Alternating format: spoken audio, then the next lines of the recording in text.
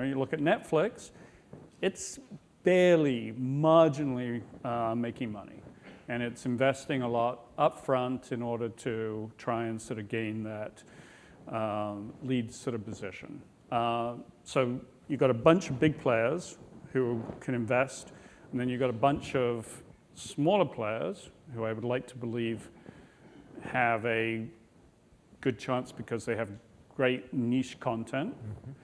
But fundamentally, the new economic model for media still has to be found. You're front and center in the advertising world.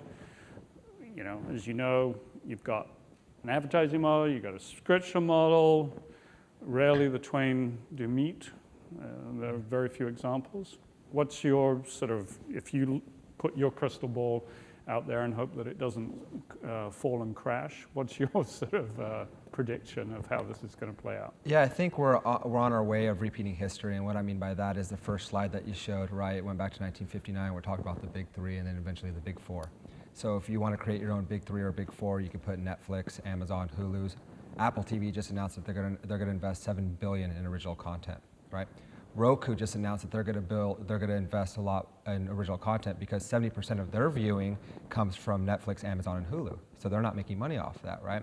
But to your point, there is a need for those niche audiences, and that's when we're going to repeat history with cable, right? You have partners like Tubi TV or Pluto TV that are going out there and aggregating these niche channels for niche audiences where there is the need for those eyeballs, right?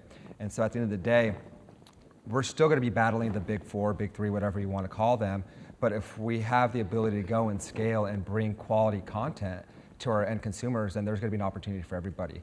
To your point regarding subscription versus non-subscription base, right? I think that Netflix has done a fantastic job. Right before Stranger Things 2 just came out, they increased their monthly subscriptions and no one balked at it because they did it in a strategic manner where people wanted to watch Stranger Things 2.